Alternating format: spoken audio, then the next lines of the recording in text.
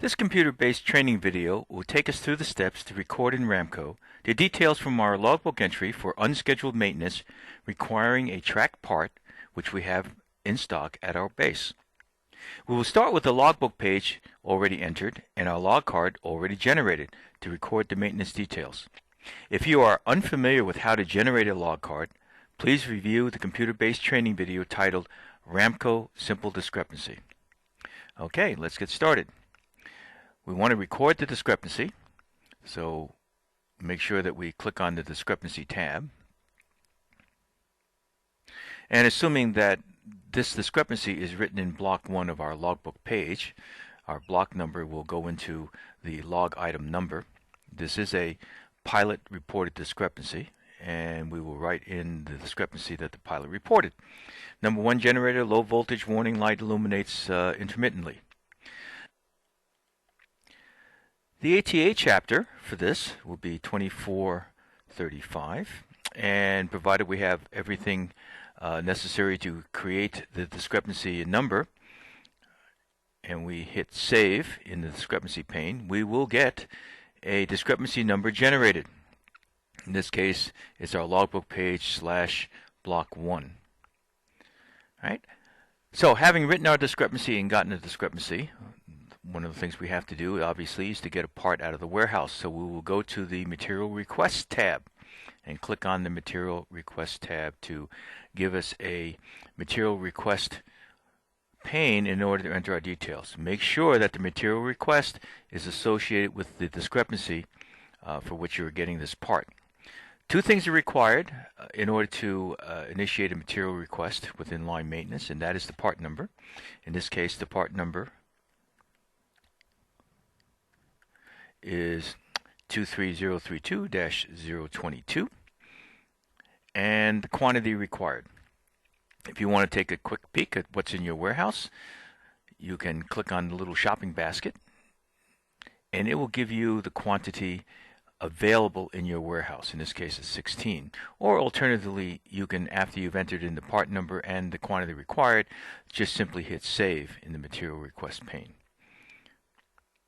All right, provided all the details are correct, the material request details updated successfully, we will now want Ramco to generate a material request in order to get this part out of the warehouse. So all the details are correct, and we will then tell Ramco that we've confirmed all these details, and we will click on the confirm icon, which is the checkbox. A material request number is successfully generated, and you'll notice that the available quantity went down by 1. When we have a part in our warehouse generating a material request, Ramco knows to allocate to this material request that part which is available in our warehouse. And being allocated then decreases the amount of parts of that particular part number that is available for any other maintenance action or any other person to get from our warehouse. So in this case now we need to issue this part out to our aircraft, and we will come down to the confirm issue hyperlink, and that will take us to the confirm issue screen. Make sure that your MR is the number that's in this reference document number window here, and we'll now hit search to see what Ramco has allocated to this MR. And there is a material issue that's been allocated. If you want to make sure that this is the part that you want, you can click on the hyperlink, on the MI hyperlink, and you'll see all the details of what has been allocated to your MR under this MI. So let's go back to our confirm issue screen. Hit the go back icon. All right, and we want to confirm issuing this MI to our aircraft. We'll check off the hyperlink, and we will then click on confirm issue. And successfully confirming that issue, that MI will disappear from this page, and we will then go back, use the go back icon to go back to our material request screen. Now Ramco does not refresh the screen if you exit the screen via hyperlink and come back. In this case, we're coming back to the material request screen, and we want to make sure that we do in fact have the correct situation. So we will then refresh the screen by clicking on the tab. We click on the tab in which we are working, in this case material request, and we'll notice that the navigation pane changes from a request generated folder to a consumed folder. If you click on the plus symbol and open that up, you will see the details of that issued or consumed item.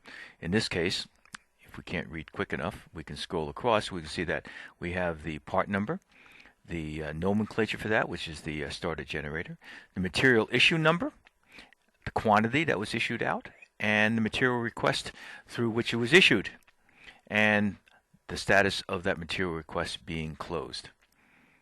Right. And material request is closed simply because we've completed our cycle, we've gotten our part, and material request has completed its task of assigning and allocating and issuing the part to us. So next we go to our component replacement.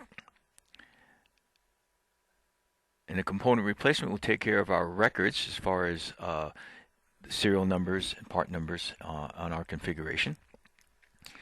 And notice these three icons here at the top of the navigation pane. The left one shows aircraft configuration.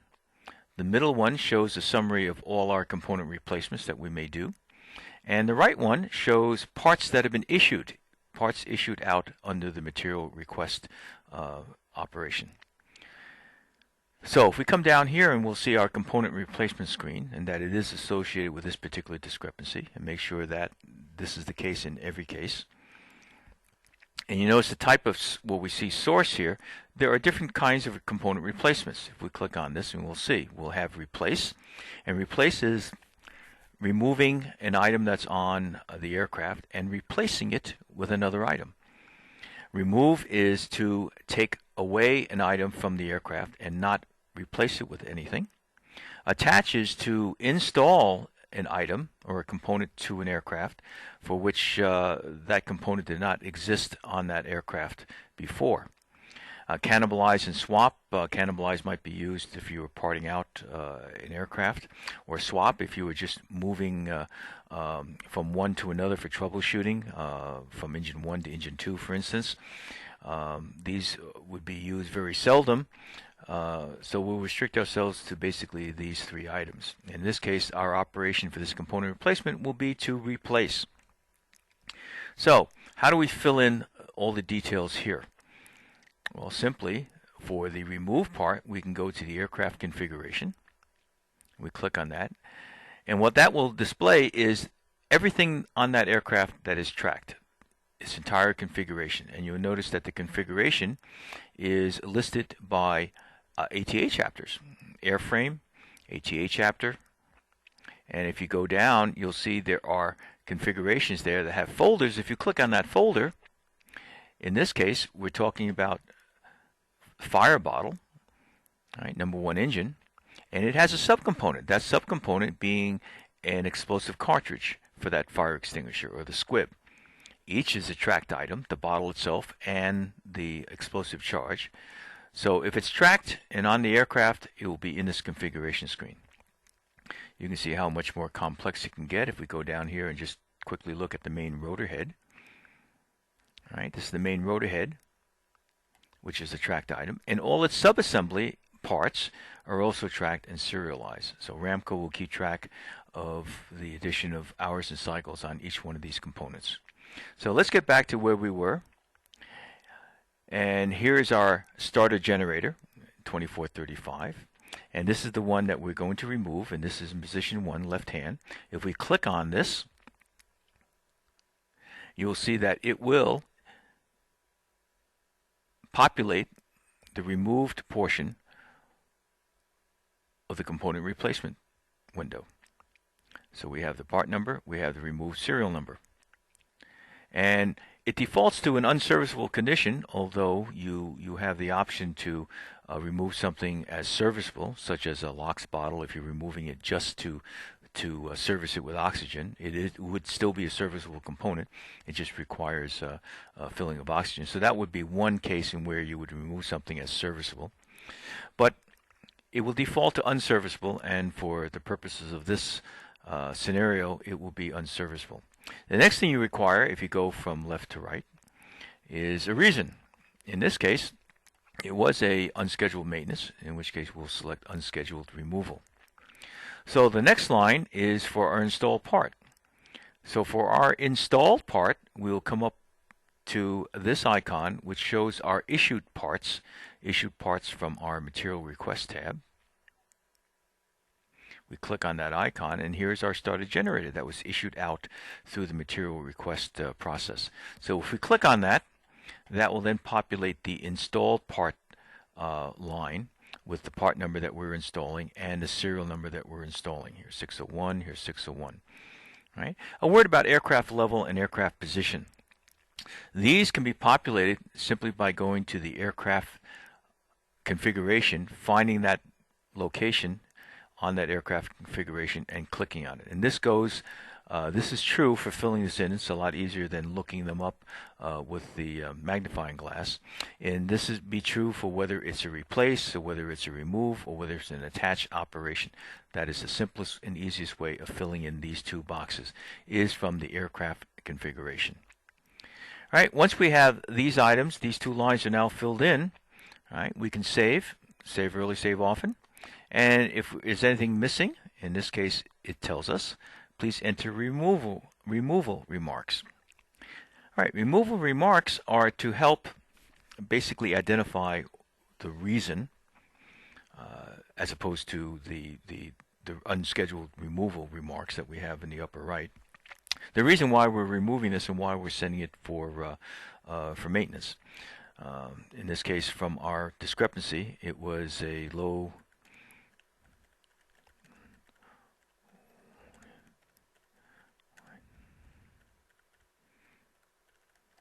voltage warning light intermittent, and we possibly suspect that it is bad brushes.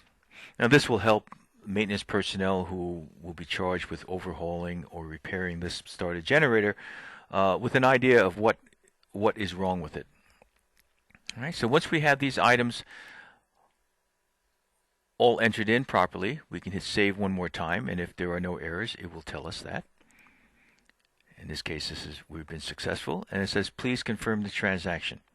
Now, confirming the transaction with all these details basically tells Ramco to go ahead and update the aircraft configuration, update the aircraft records. So this is basically a records function. So let's hit confirm. All right, and we get a successful dialog, and we can confirm that by either going to the component replacement summary. If we click on that and we go to the log page and we look at the replaced items, we can see the entire summary of this transaction, the off and the on. Or we go to the aircraft configuration, and we see here from our started generator that the serial number that is installed now is 601, which is the part number which we were issued out to the aircraft. All right, so what is left for us to do? Well, having conducted a replace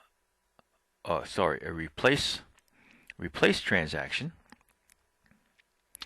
all right, we are left with a core.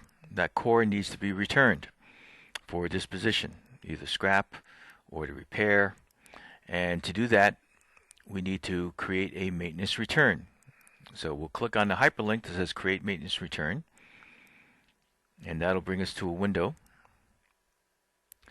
that will allow us to disposition this parts that we removed. All right. There are two things that are required in this particular screen, and that would be the warehouse to which this part removed will be returned to. Unscheduled maintenance or unscheduled removals are all defaulted to unserviceable. If it's unserviceable, it will be returned to the processing warehouse, which is a virtual warehouse where all removals, unscheduled, unserviceable removals, will be held until someone can disposition them, whether they, again, go out for repair, whether they get scrapped, or whether they come to Air Methods for our own overhaul and repair. So, unserviceable will always go to processing. If it's a serviceable part, if that's how it's categorized as serviceable, you will return it to your own warehouse. The next item it requires is its return classification. If this component has spent any time and accumulated any time on the airframe, it will be used. So select used. So here we have issued part, and this is the part that was put on the aircraft. And here's the return part. This is the part that was removed from the aircraft, quantity 1, and the return classification and the processing warehouse. Once these items are complete, these two items, click on the multi-line that you want to create this material return for, and click on Create Material Return. You will get a material return number, and you will be successful, and you'll see that number at the top of this particular page. All right, let's go back to our component replacement pane. And from our component replacement pane is one other item to do, and that is to generate a parts tag.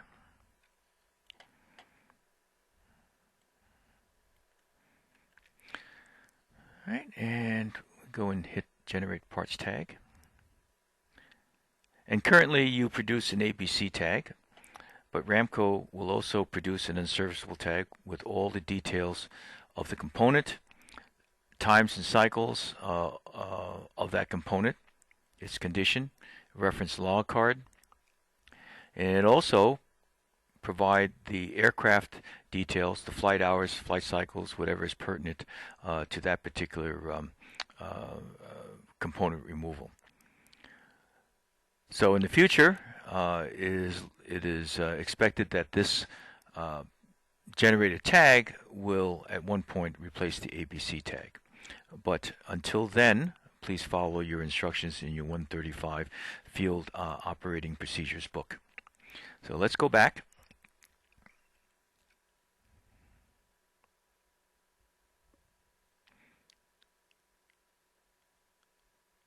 So in summary, we've done a material request, and that took care of our issuing of the part and our inventory count. Our component replacement took care of the installation and the updating of the records for configuration. So the only thing remaining to do is to go and close out our discrepancy. So we click on the discrepancy tab, and remember that there are three things required in order to close a discrepancy. One is the corrective action, and the corrective action should contain what it was that we did. In this case, we removed the starter generator and installed another one in accordance with technical data and the outcome of our maintenance action, in this case, ops check good. Next thing we need is to sign it off. In this case, it's a mechanic required sign off, so we will sign that off. And the last thing is to tell Ramco what you want to do. In this case, we want to close this discrepancy. Now, you could save at the end of each one of these actions, and Ramco will then prompt you forward, or you can do all three, that is corrective action, sign off, and the action to close all at once, and click on save at the end. And if all is well, you will get a closed status for this particular discrepancy. And notice also that in the log card section that you have a completed status, and this tells you that as far as the log card is concerned, there's nothing open or pending that requires your action so that you can close the log card. Right? Remember that the log card will not close if there are any actions in progress. So having seen this, we can then go and we can click on the close icon in the execution record detail pane and click on that. and we've successfully closed the log card. Our discrepancy is closed, our log card is closed, and now we can exit Ramco.